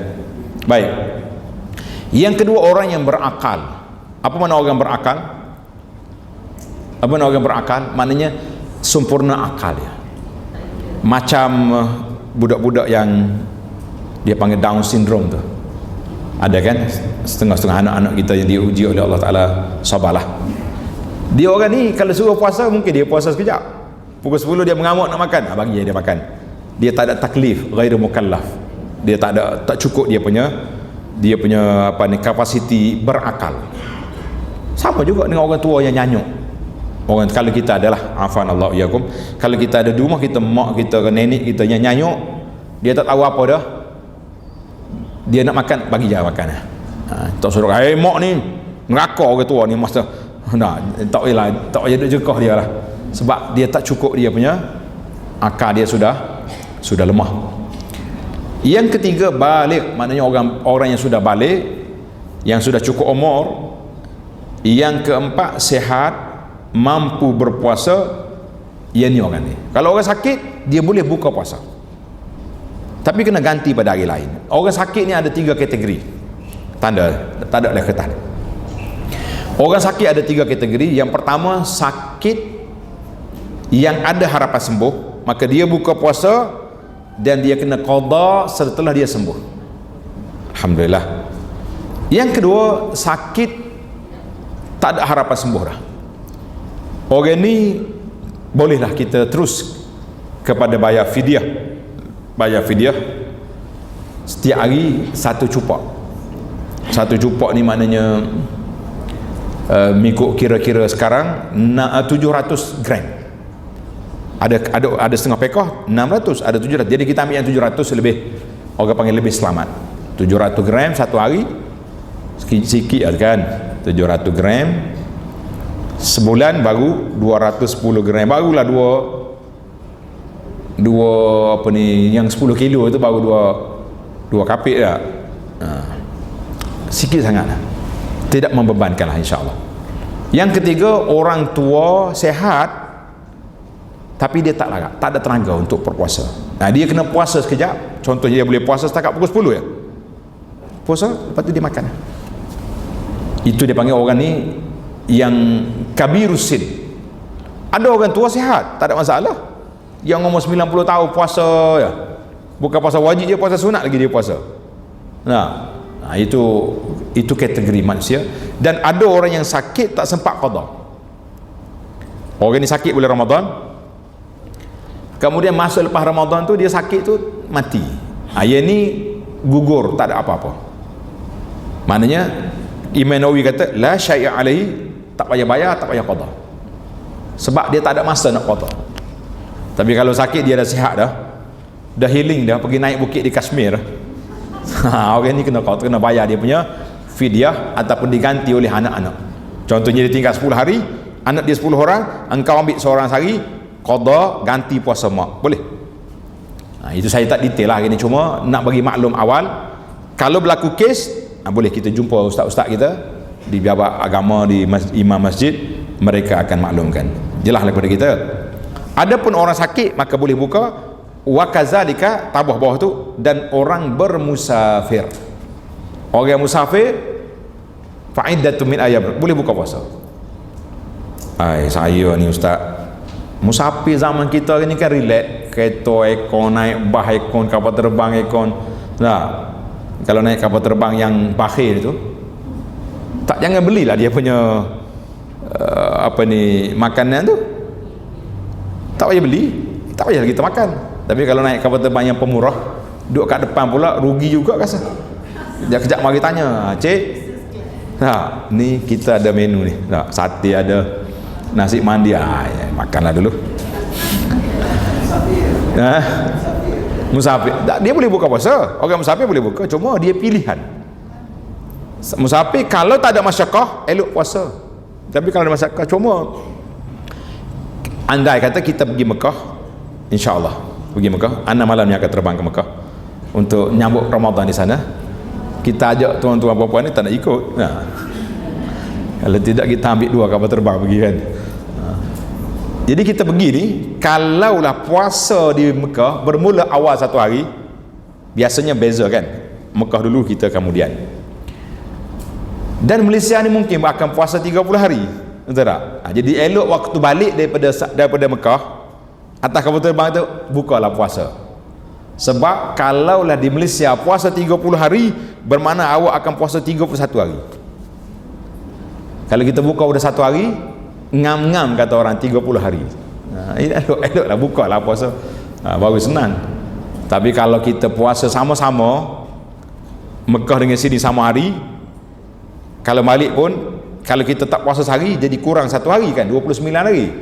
29 hari tak ada masalah. Jadi yang 31 tak ada. Ramadan tidak ada 31 hari. Baik, yang kedua, niat rukun puasa. Rukun puasa ada berapa? 2 saja. Yang pertama, niat. Niat apa? Niat puasa lah. Nak niat apa lagi? Jadi insya-Allah kita akan niat berpuasa mengikut fiqh mazhab Syafi'i. Dia kena niat setiap malam. Kena niat setiap malam. Setiap malam mesti kena niat. Setiap malam kena niat. Dan ada juga pendapat daripada Imam Malik rahimahullah taala, apa dia? Kita boleh niat sebulan, package. Elok kita niat lah, malam pertama Ramadan saja aku puasa sebulan Ramadan. Dia kata kita kan Syafi'i. Ya betul lah Syafi'i. Dan kita akan niat lah setiap malam. Tetapi kalau ada satu malam terlupa niat, kadang-kadang bukan lupa, apa was-was je. Benar? Jadi kita boleh guna pakai yang sebulan tu. Aku niat sebulan lah, package dah, tak ada masalah apa-apa. Jadi kita ada lah was-was. Itu yang pertama, niat. Dan berbeza niat ni pada bulan Ramadan, puasa fardu kita wajib niat bila? Malam. Niat pada waktu malam. Puasa sunat boleh niat pagi. Contohnya ni pukul apa ni? 10.20. Yang belum makan lagi, belum sarapan pagi tadi, biasa dia datang awal sarapan ada. Hari ni sarapan delay sikit. Dia pun tak makan apa-apa lagi, awak niat puasa sekarang, boleh tak boleh? Pandai dah. Baik, soalan yang ketiga, siapa dia boleh jawab dia cerdik, siapa tak boleh jawab pun dia cerdik. Apa dia? Kenapa berbeza dua darjat? Yang wajib, yang fardu mesti malam, yang sunat boleh pagi. Kenapa berbeza? Qadha Rasulullah buat lain masa tu. Jawapan yang pertama betul, Rasulullah buat macam tu.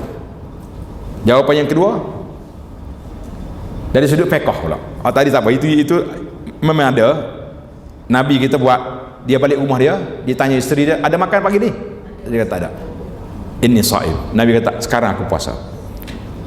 Tak apalah yang tu. Tapi dari sudut fiqh, kenapa berbeza dua darjat? Yang fardu mesti malam, yang sunat boleh pagi. Ini soalan. Silakan. Ya. Baik. Ada lagi soalan? Jawapan. Ikut sahur. Untuk sahur. Jawab dia gini. Puasa wajib full day, mesti penuh satu hari. Puasa wajib mesti penuh saja.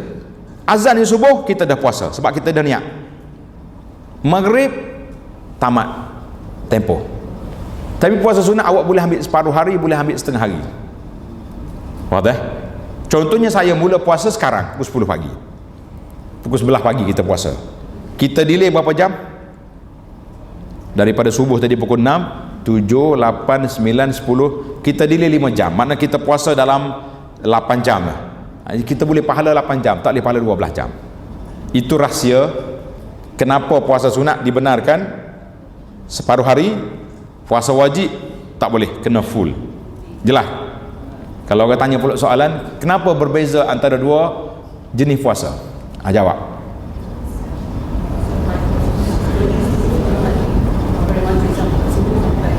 Puasa fardu kena penuh, puasa sunat boleh separuh. Kan itu berbeza. Waktu solat bersama tak? Solat fardu, orang yang sehat walafiat, dia mesti berdiri lagi, rokok, sujud, semua kan. Solat sunat boleh tak kita sambil duduk? Orang sehat walafiat, tapi pahala dia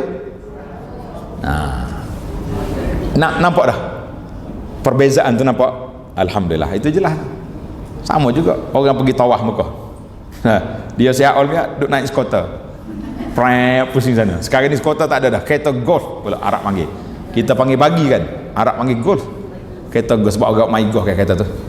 Orang naik golf relax ya, pahala dia sama ada orang menapak jauh jarak tu. Jadi itulah keadaannya. Alhamdulillah. Maka puasa wajib niat dia bermula malam, tak kira masa mana malam, asalkan maghrib je sampai ke subuh, waktu niat. Kita tengah duduk tarawih, Allahu Akbar, sambil duduk dengar imam Masjid Negara baca sedak tu, niat dalam hati puasa esok, sah tak sah? Jadi mudah, simple sangat niat. Allahu Akbar. Saya semalam seorang makcik dia mari, dia was-was daripada muda lagi, was-was, dia nak install niat tak masuk, kayak install, kadang-kadang 10 kali takbir tak masuk, niat ambil wuduk pun tak masuk, macam-macam dia punya susah. Yang paling berat sekali saya jumpa, dia tak boleh duduk di kolam kerai. Kolam kerai itu semua kotor belaka. Kalau nak solat dia kena pergi ke Macang, macam kita sini di KL tak boleh, kena pergi ke Gombak ni baru boleh solat, sebab di sini semua kotor. Kata mu ni was-was pelik ni. Allahu Akbar. Dia tak salah dengan mertua dia, sebab mertua dia tu kotor. Akhir kali mertua dia suruh ceraikan bini dia. Dia cakap anak dia, cerailah dia ni, aku kotor buat apa. Jadi alhamdulillah kita dapat selamatkan dengan motivasi semangat, akhirnya boleh hilang was-was tu. Was-was ni jangan main. Orang yang kena was-was ni bab niat ni, cepat-cepat pergi jumpa ustaz, cari minta motivasi, jangan sampai dia melarat. Kalau dia melarat berat. Ana jumpa dah hari tu, cerita dah hari tu, orang was-was ni ambil wuduk daripada asar sampai ke maghrib tak siap lagi, sampai ke isya, azan je isya, automatik syaitan lari, kan? Boleh niat dengan baik-baik, sebab 2 waktu dia tak solat, asar dengan maghrib. Dahsyat. Jangan tuan-tuan, kalau ada was-was puasa ni tak usah ada was-was, kita niat je sebulan tadi, kita cover dengan yang tu. Sebenarnya dia niat dah pun, cuma was-was, nak kata was-was ni bahaya. Baiklah, tamatlah kita. Yang kedua, rukun puasa yang kedua, menahan diri dari segala yang membatalkan puasa, daripada terbit fajar sehingga terbenam matahari. Apa yang membatalkan puasa? Tengok itu, makan minum dengan sengaja, muntah dengan sengaja, keluar darah haid atau nifas sengaja ke tak sengaja. Ada ke orang sengaja keluar darah haid? Ada? Tak ada, dia automatik dia. Tak, dia nak keluar, dia keluar. Waktu dia tak keluar, tak boleh suruh keluar. Mengeluarkan mani, ni ada dengan sengaja. Memasukkan bahan mabuk, bahan bukan makanan ke dalam perut, melalui jalan puasa. Dia kata makan minum batal, dia telan batu, batal juga puasa walaupun telan batu sendiri. Telan emas ke?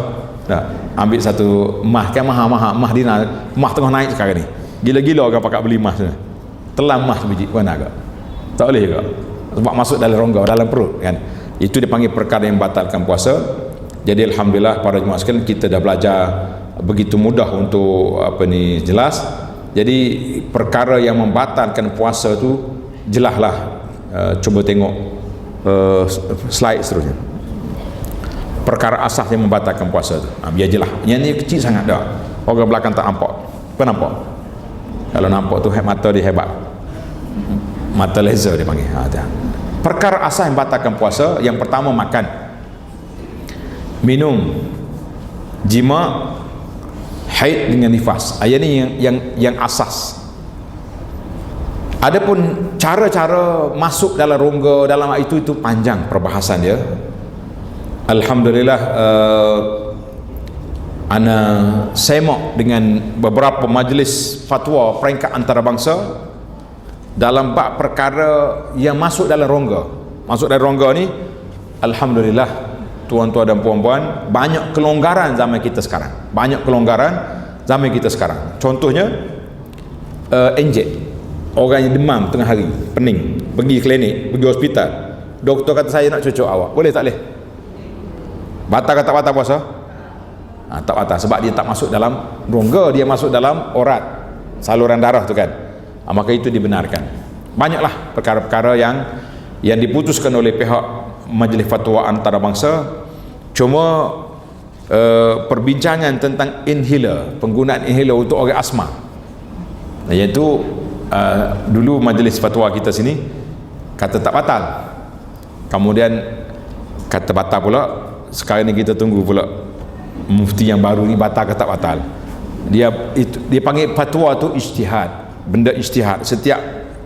Setiap majlis tu dia ada pandangan dia, bahasa doktor-doktor. Cuma ramai di kalangan para ulama mengatakan tidak batal. Penggunaan inhaler tidak batal puasa, sebab orang yang tak ada asma, pernah tak dia seduh inhaler? Tuan-tuan dan puan-puan, pernah? Aku nak test kali, masuk. Ada tak? Bukan suka-suka. Orang yang seduh inhaler tu dia sesak nafas. Dia orang sesak nafas ni, kalau kita kata batal, nanti bila kita dah dia qada, nanti pun inhaler pula batal pula. Jadi batal, qada, batal, jadi bila nak selesai masalah. Tapi walau macam mana pun, fatwa tu fatwa, pandangan-pandangan ahli majlis fatwa kita hormat. Dan cuma di atas setiap orang tu adalah pemahaman dia, keperluan dia untuk dia guna. Jadi kita kata itulah yang penting bagi kita. Baik, adapun haid dengan nifas tak boleh nak buat apa dah, dia automatik. Ada orang muslimat ni kata, ustaz saya ni dah 5 minit lagi nak buka puasa, tiba-tiba haid dia datang, nak macam mana?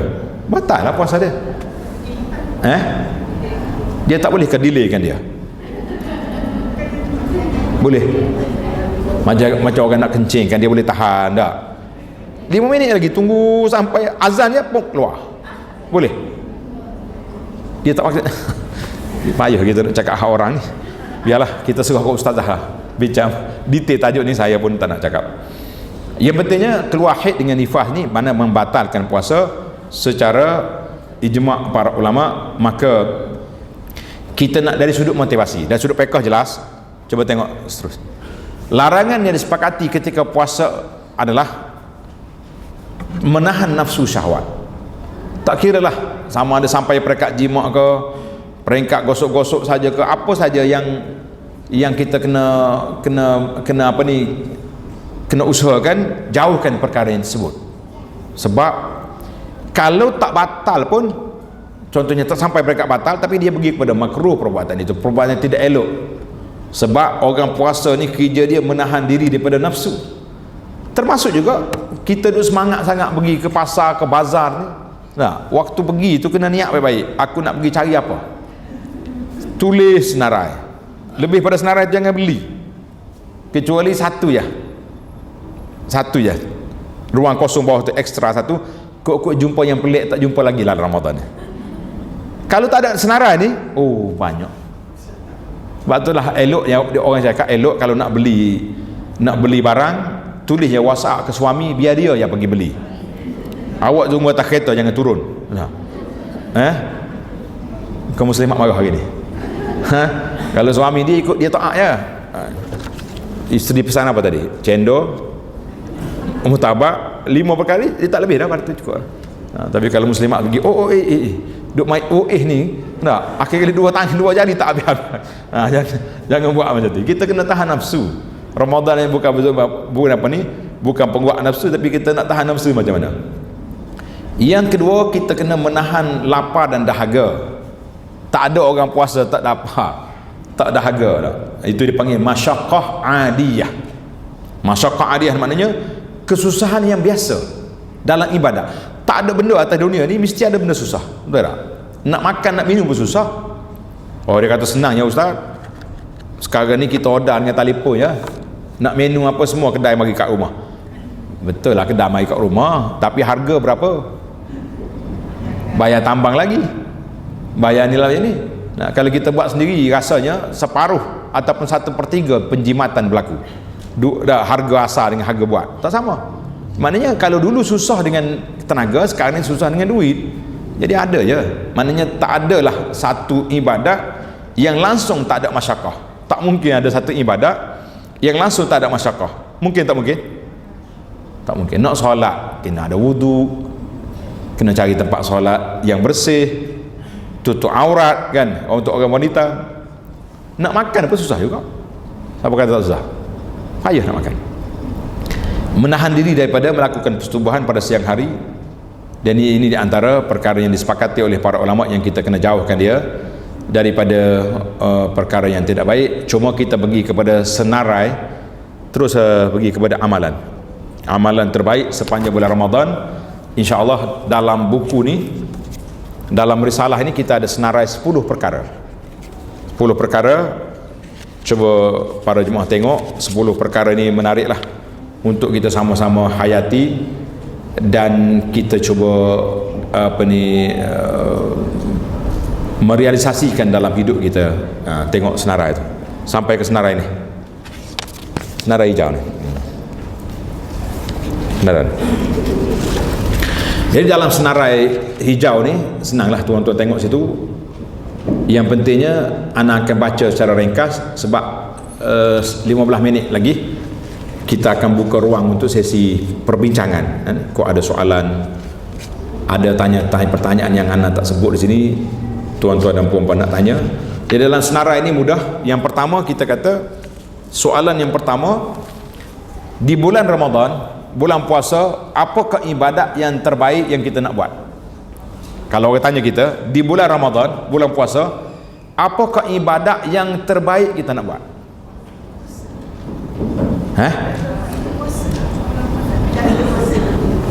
Lagi? Apakah ibadat terbaik nak buat? Puasa jawab dah ni. Ada lagi, mungkin ada jawapan lain lagi. Sebab setiap orang tu ada pandangan. Apakah ibadat lain nak buat? Bagus ni, muslimat dia sepakat buat dia puasa. Memang betul pun jawapan. Sebabnya nama dia apa bulan? Bulan puasa. Jadi utama sekali yang kita kena buat, yang kita kena jaga, yang kita kena kontrol, yang kita kena usahakan, puasa yang terbaik. Puasa kita ni tak baik ke? Baik dah, tak makan tak minum tu. Itu yang masuk. Yang keluar macam mana yang keluar? Ya.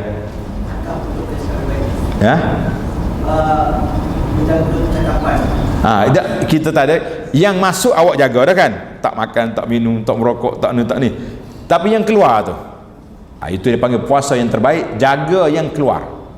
Perkataan kita, jangan duduk keluar perkataan yang tak baik, jangan duduk mencarut, jangan duduk maki orang. Itu dia panggil nak jaga yang mengikiskan pahala puasa. Itu yang berat. Pengikis pahala puasa itu bahaya sekali. Yang kedua, tengok dengan senarai yang kedua, Ramadan dan membaca Quran. Ramadan dan baca Al-Quran. Jadi alhamdulillah kita dah sepakat dah tadi, kita akan baca Quran sebanyak mungkin pada tahun ni, paling minima 2 juzuk. Bunyi 2 juzuk angkat kepala belakang kawan. Setuju ke tak setuju? Setuju, nasib baik. Takut dia tak macam nak bantah. Dia sebenarnya tulis kata-kata hikmat ni. Ada tak kata-kata hikmat dalam senarai yang saya sebut ni? Kata-kata hikmat dia kata, berilah masa, tulis itu. Tak ada lain ni. Berilah masa untuk baca Quran. Jangan tunggu bila ada masa baru baca Quran. Beri masa untuk Al-Quran. Jangan tunggu bila ada masa baru nak baca Quran. Tak baca, jawab dia. Kenapa awak tak baca Quran hari ni? Tak ada masa. Tetapi kalau kita peruntukkan masa, kita sendiri dah siapkan masa kita, 1 jam, setengah jam, waktu pagi, waktu petang untuk baca Quran. Dapat tak dapat? Mesti dapat, sebab kita dah peruntukkan masa. Sebagaimana kita peruntukkan masa untuk makan, kita dah peruntukkan masa untuk tidur, peruntukkan masa untuk berehat, untuk semua masa ada. Jadi kenapa kita tak peruntukkan masa untuk baca Quran? Ini yang sangat penting kepada kita. Teruskan pergi kepada slide yang tulis meraih takwa tu. Sebab yang tulis saya hijau ni tak nampak sangat. Alhamdulillah di tangan para jemaah sudah ada risalah ni. Kita tengok gambar-gambar kat depan ni, kasih semangat sikit. Maknanya yang pertama kita nak tengok Ramadan dan baca Quran. Ramadan dan baca Quran. Jadi alhamdulillah. Terus tengok ada gambar makcik dia baca Quran tu. Ramadan dan Al-Quran. Dalam risalah ni saya bawa satu cerita Al-Imam Al-Muzadi rahimahullah ta'ala. Dia tulis dia kata apa, antara isu terbesar tu Kak, ada gambar Quran sebelah, gambar tu selepas pada dia tu. Dia kata Imam Syafi'i rahimahullah, dia baca Quran bulan Ramadan 60 kali. Agak-agaknya logik ke tak logik? 60 kali logik ke tak? Kalau kita tak apa nak logik, kalau kita baca satu juzuk satu hari, satu juzuk 1 jam, mana cukup? Tapi dia bukan dia 10 minit satu juzuk, 10 minit satu juzuk, 1 jam 6 juzuk, sekali khatam 5 jam dah. Imam Syafi'i malam 1 kali khatam pula.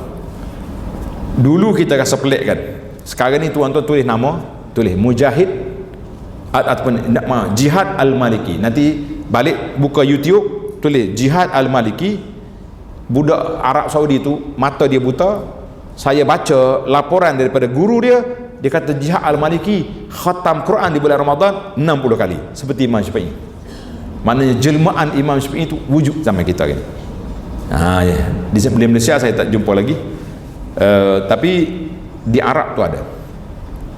Jadi kita kena usahalah tahun ni insya-Allah, tuan-tuan dan puan-puan buat semangat, kuatkan semangat nak khatam Quran beberapa kali.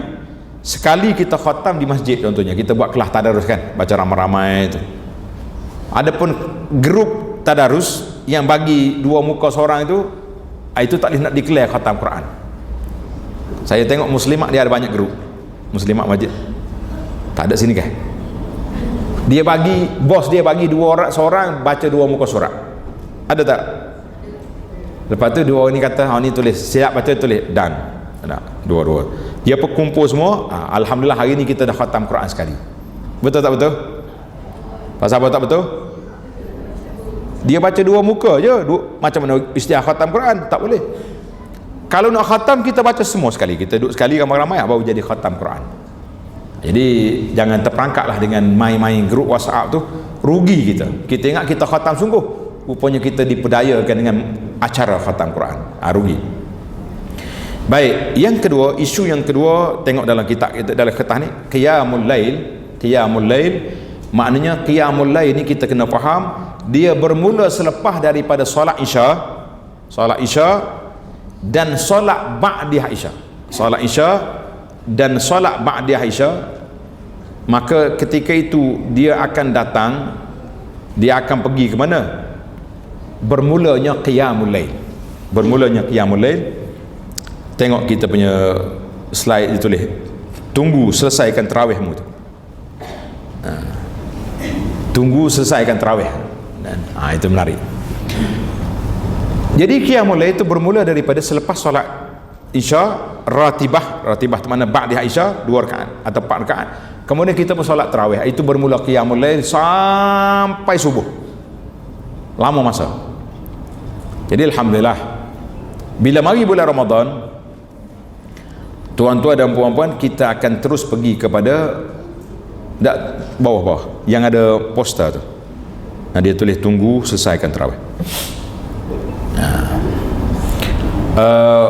Bila kita pergi tarawih, tahun ni kita dah janji tadi, MOU awal tadi, nak solat tarawih bersama imam, jangan lari. Boleh ke tak boleh? Tak apa derah dah bunyi, tak apa kuat dah. Boleh? InsyaAllah. Tengok dalam cerita ni, satu malam Nabi kita di solat tarawih separuh malam. Zaman Nabi tak nama tarawih, dia namakan salatul qiyam Ramadan.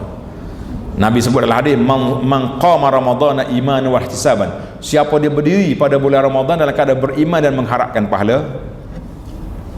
Jadi qiyam Nabi kita sampai separuh malam, berhenti. Nabi SAW dikomplain oleh para jemaah. Nabi kena komplain dengan cerita komplain dulu. Dia kata, ya Rasulullah, kita ni baru separuh malam, lambat lagi nak sahur. Boleh tak eloknya Rasulullah teruskan lagi. Agak-agaknya kalau tempat kita ni makmum tak cukup rakaat macam ni, imam letak jawatan. Oh, aku tak nak lah masjid ni. Nah, penat.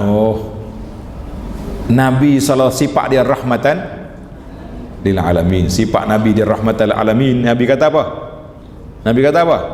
Nabi SAW bagi tahu, tengok dalam slide gitu tu, innahu man qama ma'al imami hatta yansarif kutiba lahu qiyamul lailatin. Siapa dia solat tarawih, kita kata tarawih, Nabi kata solat qiyam bersama dengan imamnya sampai sudah.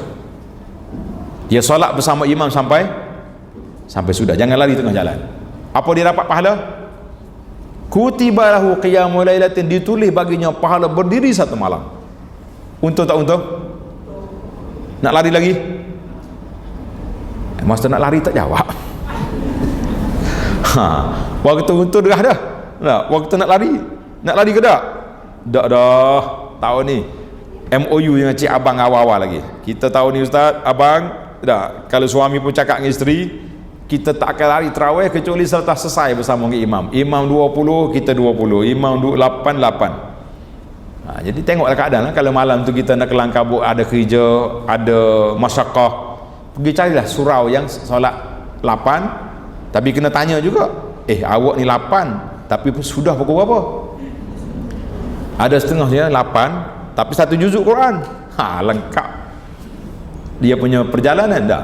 Kita pun yang penting nak sudah sekali dengan imam. Bila sudah sekali dengan imam, kita akan dapat pahala bonus. Apa dia pahala bonus? Qiyamul lailatin. Dapat 2 kali pahala qiyamul lail. Sekiranya kita solat subuh, solat isya berjemaah, kemudian kita balik solat subuh berjemaah, dapat 1 qiyamul lail, pahala qiyamul lail untuk solat fardu. Solat tarawih sama imam sampai sudah, dapat pahala qiyamul lail untuk solat sunat. 2 kali pahala qiyamul lail pada bulan Ramadan. Untung tak untung kita? InsyaAllah kita dapat keuntungan. Jangan lari di tengah jalan, supaya kita sentiasa buat. Kemudian kita bagi pada bersedekah. Kita banyak sedekah di bulan Ramadan. Di antara sedekah yang utama yang kita kena usahakan, iaitulah iftarus shaim, beri makan kepada orang yang berpuasa.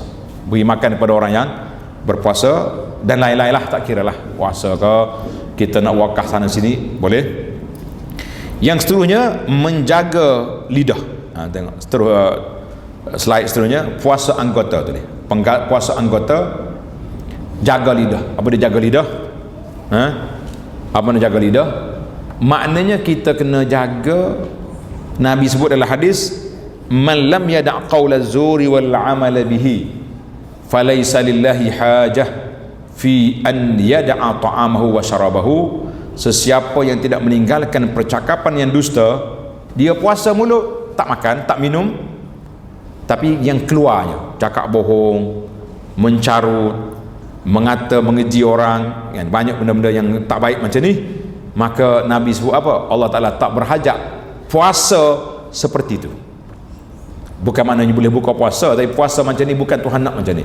Allah naknya kita puasa mulut tak makan, tak minum, puasa mulut juga daripada mengeluarkan perkataan-perkataan yang buruk, yang tidak baik. Jadi kita kata rugi besar siapa yang mengikut nafsu. Tengok slide yang seterusnya tu, jangan sia-siakan ibadat puasamu.